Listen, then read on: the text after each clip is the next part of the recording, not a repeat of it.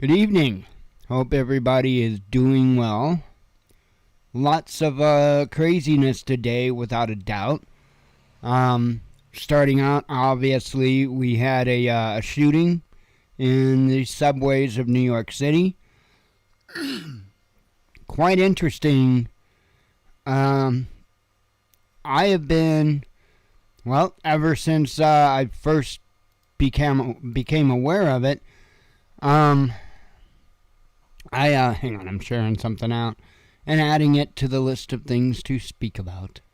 Anyway, let me get this over here. I just find it really interesting, just the whole case. At least what little bit of it that we know so far. All we do know so far is that a dark-skinned gentleman, I believe they said apparently 5'5", weighs about, I think they said around 170, had thrown smoke grenades, inside of a subway car, and then proceeded to fire apparently 33 shots, in which he wounded 10 people. Man, I'll tell you what, there's more injured than the 10, I do believe. I'd have to, 10 people were shot, and 16 reported injured. And it brings up lots of questions. Apparently he was wearing like a construction vest, and I'm not 100% sure on the color of that vest. Because I've heard some say orange, and I've actually heard some say green, that it was one of the green vests. I don't know. He had a gas mask on, so I don't know what type of information that the police have. They're not going to give it all away, for obvious reasons. They do have there's some interesting things with this story that turned out. Apparently they found some things along with a pistol that I assume that they believed the one used in the shootings.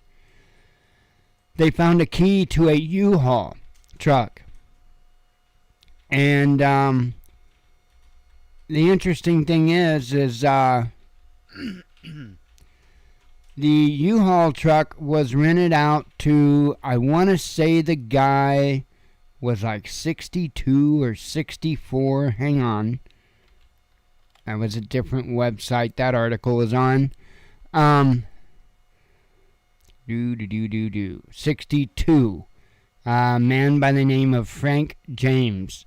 And they're looking for Frank, because he is the one that the U-Haul was rented to. I have a sneaky suspicion that when they do find Frank, he is no longer going to be with us. I have a feeling that, and I'm just guessing on this, but I have a feeling that the guy probably rented the U-Haul for regular use and was carjacked, essentially. That's what I suspect happened. And I don't know, I just don't think that they caught up that much to what's going on yet. We'll see. I hope I'm wrong.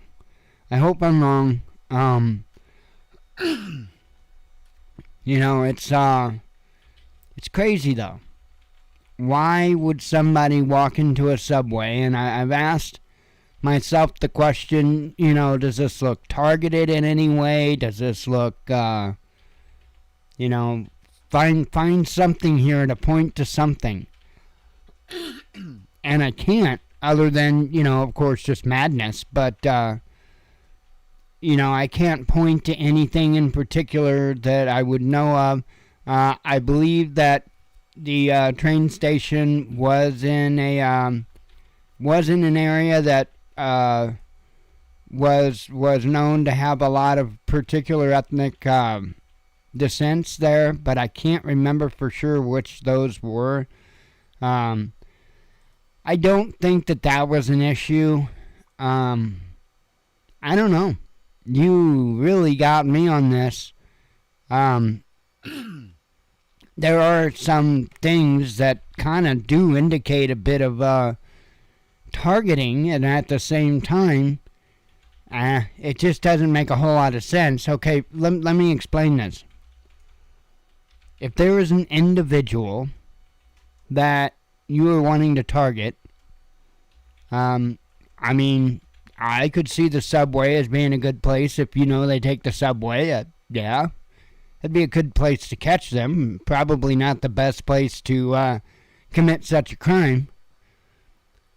But the thing that I have a hard time believing when it comes to is this a targeted case is you wouldn't deploy smoke devices if you were looking to take out a particular individual. This guy, from what it seems, tossed smoke grenades and started playing shoot the fish in the barrel kind of thing. It's what it sounds like this guy did. Not very well, not very effectively, and I don't mean to, pull away from the tragedy. I'm not. But there actually, as far as I know, at this point, there has not been any loss of life at this point. So that's a good thing. And hopefully there is no loss of life from this. But I'm just saying that the individual that did this, not real good at such things.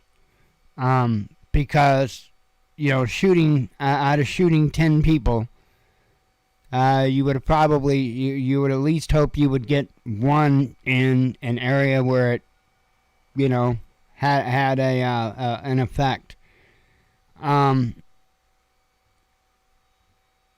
don't know. Again, you wouldn't throw smoke grenades if there was a particular person, and you wouldn't throw smoke grenades if you for sure wanted to get a job done, so to speak, because again, once you throw that smoke grenade, it's in a subway car, it's like shooting fish in a barrel. You're not really going to know where you're going to hit who. And I think that's exactly what happened here. It doesn't make sense to me. Do I think it was the deep state? No. Not yet. I won't. I don't like to slap anything on stuff like this right away. I like to give it a little bit of time. Let the information come in. Let the correct information come in after that, because usually the first information that you get is peppered with a bunch of inconsistencies, and then go from there, So they haven't really released enough information yet to really have any kind of an idea on this, at least nowhere that I've seen at this point. Well, I'll show you. I don't have a lot tonight. I've got some tabs open that I was going to go over with you. But other than that, don't really have a lot. I guess, let me have a sip of tea.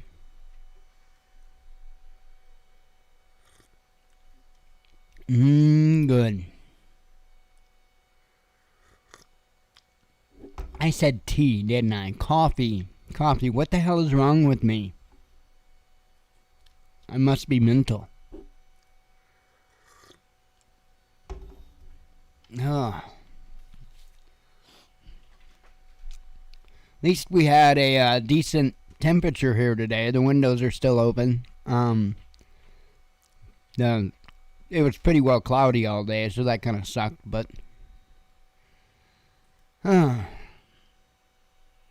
sorry, I gotta have a couple of vapes.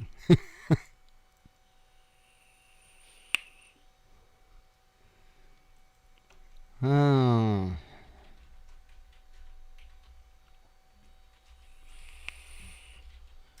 Alright. We'll just go with the AP story here. They've actually got more than RT did. Police focus on van renter in Brooklyn subway shooting probe. A lot of this is going to be information I've already went over.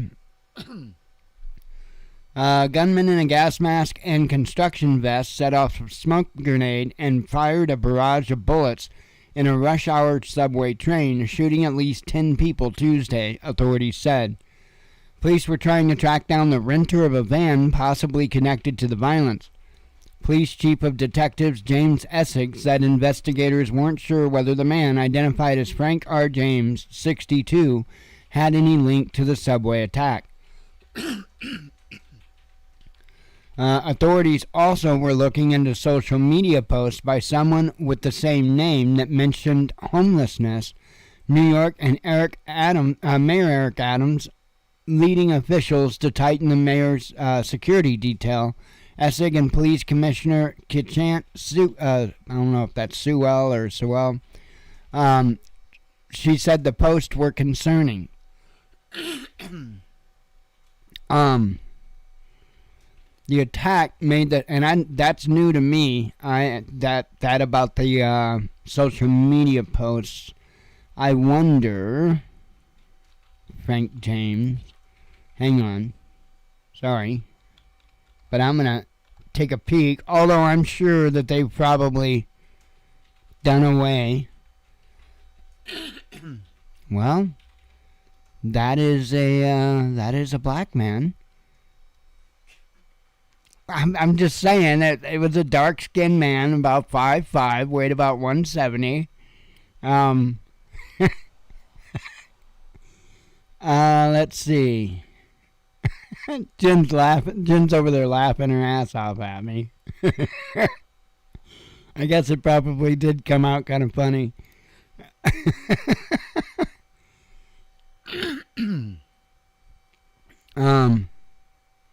Well,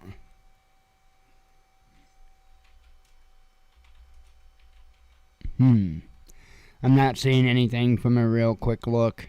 So I was going to take a peek and see if I could find something, but nope.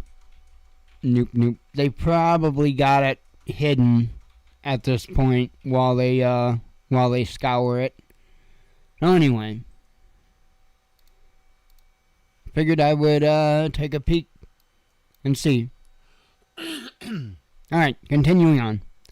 The attack made the subway a scene of horror, a smoke-filled car with at least 33 rounds of gunfire going off, police said.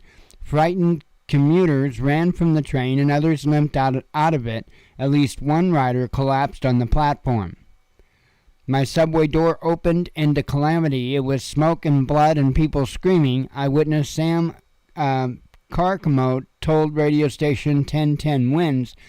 The gunfire erupted on a train that pulled into a station in the Sunset Park neighborhood, about a 15-minute ride from Manhattan, and predominantly home to Hispanic and Asian communities. I remember that they had noted 5 people were in critical condition but expected to survive. At least 29 in all were treated at hospitals for gunshot wounds, smoke inhalation, and other conditions, according to hospitals. Sewell said the attack was not being investigated as terrorism, but that she was not ruling out anything. The shooter's motive was unknown. Authorities found a 9mm semi-automatic handgun at the scene, along with extended magazines, a hatchet, detonated and undetonated smoke grenades, a black garbage can, a rolling cart, gasoline, and the key to a U-Haul van, Essig said. He said the key led investigators to the van renter, finding that he has addresses in Philadelphia and Wisconsin. The official said authorities zeroed in on a person of interest after the credit card used to rent the van was found at the shooting scene, which I thought that was interesting too. And that was the other thing that I noted. Why was the credit card there? You know, when I hear of details like this, I can't but help think about 9/11 and these pristine passports that they just happened to find laying on the street. I didn't buy that then, And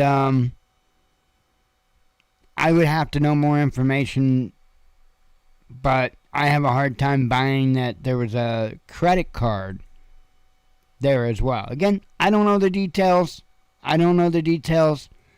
You know, maybe this, why he had to, I don't know. Why he had to use haul? Was he moving his stuff out? Did he talk about homelessness?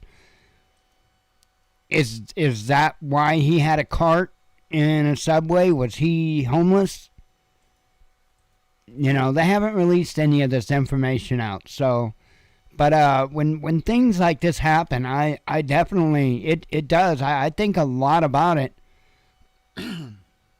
Because, I mean, sheesh, what would make somebody just flip like this? Anyway, the van was found unoccupied elsewhere in Brooklyn. Investigators believe the weapon jammed, preventing the suspect from continuing to fire, the officials said. The Federal Bureau of Alcohol, Tobacco, Firearms, and Explosives had completed an urgent trace to identify the gun manufacturer, seller, and initial owner. The attack unnerved the city on guard about a rise in gun violence and the ever-present threat of terrorism. It left some New Yorkers jittery about riding the nation's busiest subway system and prompted officials to increase policing at transportation hubs from Philadelphia to Connecticut. The Metropolitan Transportation Authority announced last fall it had put in security cameras in all 472 subway stations citywide, saying they would put criminals on an express track to justice, but at the station where the train arrived, the cameras apparently weren't working. See, that's the first I've heard that as well. MTA System Chief Jano Lieber told TV interviewers he didn't know why the cameras malfunctioned, but he said police had a lot of different options from cameras elsewhere on the subway line to get a glimpse of the shooter. One rider's video, shot through a closed door between subway cars, shows a person in a hooded sweatshirt raising an arm and pointing at something as 5 bangs sound. In another video, smoke and people pour out of a subway car, some limping. Someone call 911, a person shouts. Other video and photos from the scene show people tending to bloodied passengers lying on the platform, some amid what appear to be small puddles of blood, and another person on the floor of a subway car. Writer Juliana Fonda, a broadcast engineer at WNYC-FM, told its news site Gothamist that passengers from the car behind her started banging on the connecting door. There was a lot of loud pops and there was smoke in the other car, she said, and people were trying to get in and they couldn't. They were pounding on the doors to get into our car. As police searched for the shooter, Governor Kathy Hochul warned New Yorkers to be vigilant. This individual is still on the loose. This person is dangerous, the Democrats said at a news conference just after noon. This is an active shooter situation right now in the city of New York. Fire and police officials had responded to reports of an explosion, but Sewell said at the press conference that there were no known explosive devices. Multiple smoke devices were found on the scene, mayoral spokesperson Fabian Levy said. Let's see. And I'm not going to continue reading on that whole thing. So we'll see. I find it interesting that the cameras just happened to malfunction. That's an added thing. So there are a few things that I have questions about, but I'm not saying it's not true or this is not real or anything. But you always want to look at something and question everything with it. Then when you add in that, the cameras were just malfunctioning, that makes things pretty suspicious too. But we'll know, because there'll be a stark difference, right? Okay, you take something like what happened in Las Vegas, all right, something clearly up with that. But you take something like this, and if there's a continued search, and if there's results come up as far as like they find this guy, I'm starting, now that they showed a picture of the person that rented the U-Haul, that's probably the guy. It's probably the same guy. So, because one thing you have to understand is that a lot of times some details will be off when people recall what it is that happened, and they'll have little details off, like the height could be off, the weight could be off, even what color his vest was. People could remember it being a different color than what it really was, and this is common. So not a big deal if the guy is really 5'11" and 230 pounds. Not a big deal. People get that stuff quite wrong sometimes. But I would think if they do have video, and I have watched the one video that they have talked about, where the passengers came streaming out. And I'm assuming that the shooter got off before those doors opened up, because I didn't see anyone come out of that that even remotely looked like the description of the shooter. So I'm thinking the shooter got out before then. I don't know. Lots of interesting questions, I must say. The other thing that I must pose the question, if they don't catch this guy, one thing I wonder is, why did he leave the gun? That's another thing I wonder. Why he left the gun? I mean, it could be because it jammed, but, would you leave a gun just because it jammed? Would you just leave it? I wouldn't.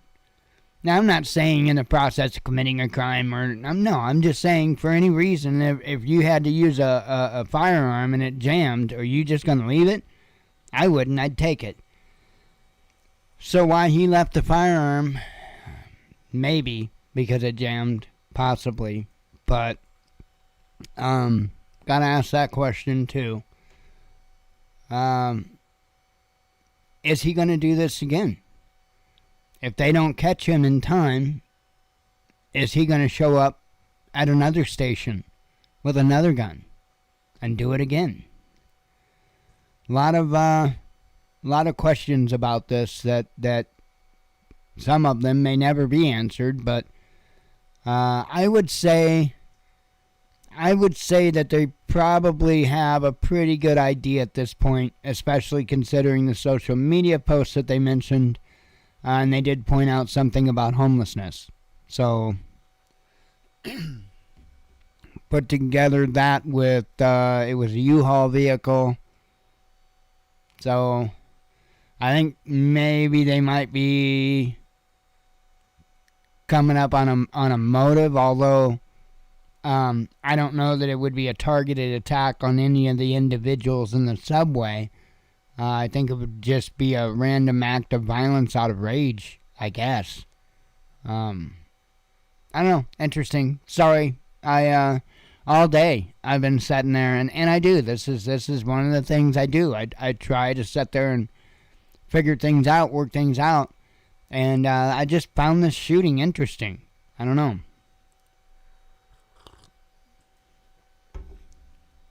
I mean, I think it's a legitimate, as in some crazy dude went and shot up a bunch of people. I really do think that's what we're looking at, but still have a lot of questions. Okay, let's talk about other things, like war. That's always a good topic. Got, let's see, 5 tabs open here, dealing with the nonsense.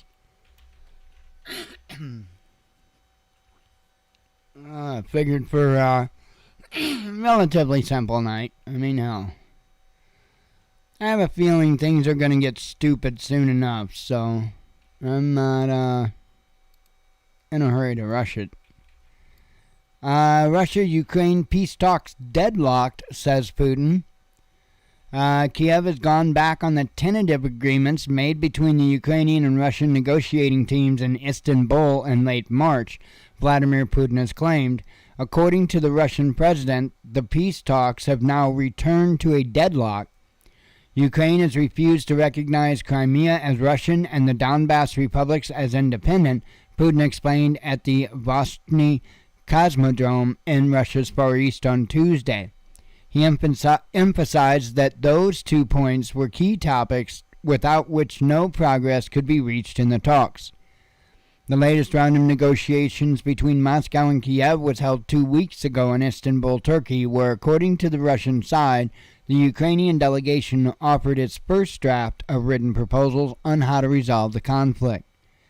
So, while the head of Russia's negotiating team, Vladimir Medinsky, expressed some cautious optimism in the wake of talks in Istanbul, saying Ukraine has signaled that it was ready to declare itself a neutral state, there still remains some major stumbling blocks. So, we'll see. Hang on here.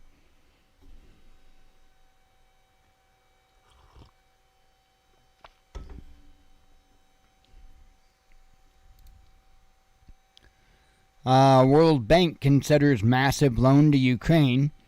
I found this really interesting, and I thought I would point it out. Because, who'd have thunk it? Who would have ever expected this to happen? This is one of the things that I talk about all the time. I probably haven't in a while, but that's what happens. They like to tear the hell out of a country. Then IMF moves in. So, we'll give you a loan. And then typically what they do is for collateral, they put the country's natural resources and whatnot up. And then when the country can't repay back the insane amount of debt and interest and all of that because they can't get any further because, some other countries keep them destabilized, well, then, then the World Bank can collect on their debts. Now they own, natural resources and this stuff of nations. And so that's how it works. But World Bank considers massive loan to Ukraine. Again, not surprised. The World Bank's president, David Malpass, said on Tuesday the lender is preparing a $1.5 billion support package for war-torn Ukraine. The loan will include a $1 billion payment from the Development Lenders Fund for the poorest countries. According to Malpass, who was speaking in Warsaw, the package was enabled by Monday's approval of $1 billion in International Development Association aid by donor and recipient countries, as well as $100 million IDA payment to neighboring Moldova. He explained the bank's support as aimed at helping Ukraine provide critical services, including paying wages for hospital workers, as well as funding pensions and social programs. The World Bank was created in 1944, whatever. But they're essentially going to wind up screwing them over before it's all over with. That's the way they always do it. Now, this is something I didn't believe for 1 second when I heard it, and thankfully the U.S. Defense Department didn't fall for it either. You never know, because I personally think the U.S. Defense Department has been behind a lot of false flag stuff, especially involving chemical weapons. But anyway, not this time apparently. U.S. responds to Ukrainian chemical weapons claim. U.S. Defense Department cannot confirm the use of chemical weapons in Mariupol, a spokesman admitted on Tuesday. The claims were initially made on encrypted messaging app Telegram by the neo-Nazi Azov Battalion, part of the Ukrainian National Guard. We are aware of social media reports which claim Russian forces deployed a potential chemical munition in Mariupol, Ukraine, or it's Mariupol, I guess, Ukraine, Pentagon spokesman John Kirby said, adding that my nose itches, man. Adding that, where the hell were we? Adding that we cannot confirm the reports at this time and will continue to monitor the situation closely. These reports, if true, are deeply concerning and reflective of concerns that we have had about Russia's potential to use a variety of riot control agents, including tear gas mixed with chemical agents, in Ukraine, he continued. Oh, you mean like the ones that U.S. and all the other countries use on their own citizens at protests? Yeah, I know what you're talking about. Oh, that's right. You can't use those in war because they're banned in war. Just not on your own citizens. Ukrainian sources claimed a poisonous substance of unknown origin was dropped on the area by drone on Monday, leaving several fighters struggling to breathe and suffering from dizziness and headaches. So, I think it's probably 100% BS, but again, would make no sense for Putin to make a move like that. Biden accuses Putin of genocide. U.S. President Joe Biden accused Russia of committing a genocide in Ukraine during a speech in Iowa on Tuesday, while trying to promote corn-based ethanol as a way to lower gas prices amid a 40-year record inflation. Hey, potato. Ethanol takes corn to make. Corn takes fertilizer. A whole hell of a lot of it. A lot of nitrogen, to be exact. And the country that you're having a handbag fight with is a very large source of that nitrogen. And we're not going to be any better off destroying our automotive engines with ethanol because it's made from corn, because we're going to be paying even more for that fuel because of the lack of fertilizer, along with paying more for our food, which we will probably have shortages of. And, quite frankly, you're a jackass, Mr. Potato. Anyway, it goes on to say, your family budget, your ability to fill up your tank, none of it should hinge on... Oh, I'm sorry. I was actually trying to say what he really said, but we'll go with what they said he said. None of it should hinge on whether a dictator declares war and commits genocide half a world away, because everything that is going on is Biden's fault now, right? We're beyond the point that we can keep continuing to blame Trump, so now it's got to be Biden's fault. So, the way it works. I'm doing everything within my power by executive orders. Well, you need to stop that, first of all, to bring down the price and address the Putin price hike. Once again, Putin, Putin, Putin. Man, what a potato. Oh. I mean, and he's not like a good, firm, baked potato either. I mean, baked potatoes, I don't think people give them enough credit. But, I think he's pretty mashed. I mean, he's definitely mashed. Lumpy, though, like a lumpy mash. Not a good, creamy, like with a little milk and butter added. No. The crappy, lumpy, the kind when you don't really have a potato masher, so you're just using, whatever you have, a spatula or, you know what I mean? No? Okay, well, those kind of potatoes, yeah. Sorry. I'll quit doing the really good drugs. Let's see. The reports outline U.S. strategy to arm Ukraine.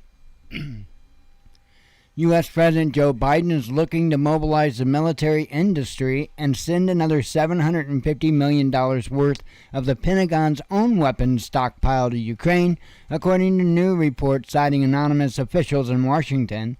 This is on top of the $1.7 billion of taxpayers' money sent to Kiev, courtesy of the American taxpayers. I didn't even need to say that. Since the conflict escalated on February 24th. So far, the U.S. lethal aid has consisted mainly of Javelin anti-tank missiles and Stinger portable anti-air systems, I mean, come on. I wouldn't mind having a few of those. Why not? I mean, you're going to give a bunch to them. Give me a few. I mean, it'd be kind of fun. So far, the U.S. Oh, I started reading that. Now Biden is preparing to escalate the aid to include heavy artillery and other systems. Yeah, well, you can park some of that in the yard here. Worth $750 million or so. Reuters reported on Tuesday, citing 2 U.S. officials, the official announcement could come within a day or two, the agency added. And this is clearly going to add to more tensions with Putin. I don't know. It almost seems like everybody involved wants to go to war. Even Putin. So I don't know. I would just keep telling you what I've been telling you for so long. Keep at it. Keep getting ready. It's going to break loose. And I don't know what that's going to look like. I don't know if that's going to mean our power goes out. I don't know. I don't know what it's going to look like. But I know it's not going to work out well. It's not going to work out well economically. It's not going to work out well in many ways. And that's best case scenario. Best case scenario. I mean, we're already screwed as it is with the dumb shit things he's done that's caused us essentially to lose the world reserve currency. I mean, don't get me wrong, we were on our way to that anyway, you know, and if we didn't change course and fix things and make the US dollar actually worth something again, we were on our way to that. But I won't say that it was totally impossible to do until this dumbass got a hold of it. And I don't think there's a chance now. I think he absolutely put the final nail in the coffin of the US dollar. So, it's insane.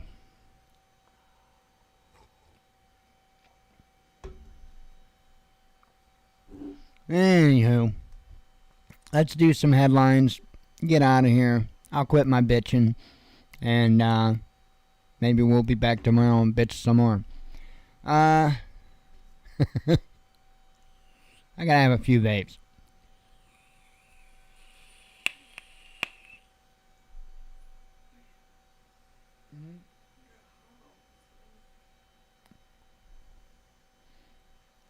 I think you're hot all the time. What? Said she got hot all of a sudden, so.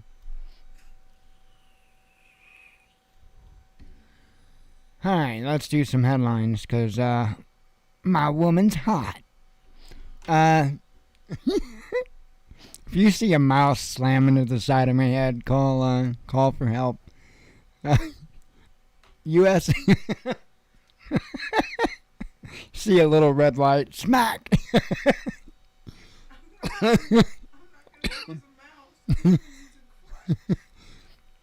Let's see. U.S. issues new China COVID-19 warning. U.S. in new Asian show of force. That would be around Korea. I guess they're getting ready to start doing some more drills in that area because of, what we believe is them readying for a new nuclear test. So, EU goes after Russian assets. EU blacklist already banned Russian airlines. Asian state defaults.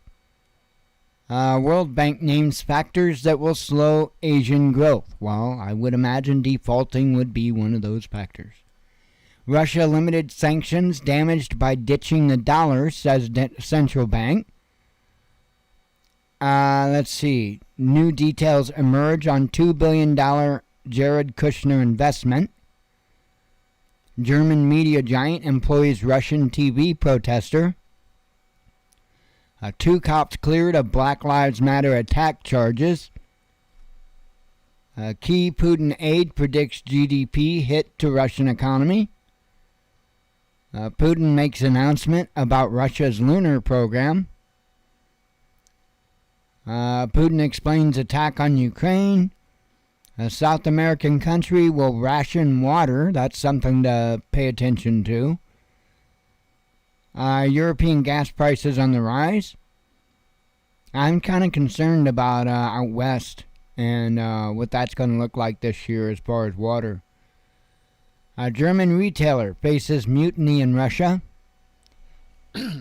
UNICEF responds to Kiev's child abduction claim.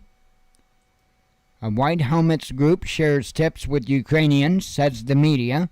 And that would probably be tips on how to stage a good false flag. I would guarantee it. I mean, that may sound like I'm trying to make a joke, but that's honestly how I feel. Anything I've seen the White Helmets involved in winds up in a false flag. Europe's biggest economy may nationalize energy firms, says media. Covered that. Moscow assesses Western sanctioned blitzkrieg. Let's see, covered the shooting. U.S. offers $5 million reward for arrest of alleged Irish crime lord linked to boxing. Taiwan conducts military games. A German retailer to sell Russia business after worker rebellion, says the media. A flag swap at Holocaust Memorial causes outrage. Indian PM may be dropped from G7 meeting, says the media. Japan ramps up anti-Russia sanctions. Presidential candidate weighs in on anti-Russian sanctions. Ukrainian troops to train in UK. Covered that. Boris Johnson to be fined for breaking the whole mask and all that stuff.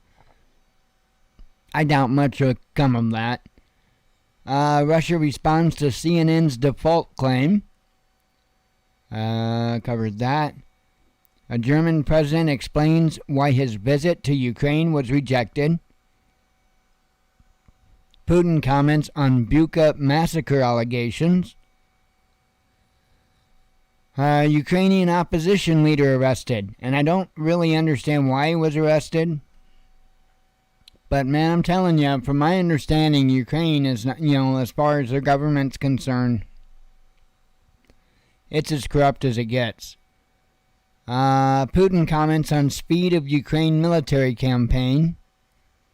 The U.S. State Department offers $5 million bounty for criminal family. Macron agrees with Le Pen on presidential term. Moscow puts pressure on peace talks with public statements, Kiev claims. Let's see. Macron comments on prospects to visit Kiev. Brazilian military hard up to explain Viagra purchase. Yep. Let's see. And reports. I actually did cover those two. So there we go. That's it. Yay. I still beat 9 o'clock.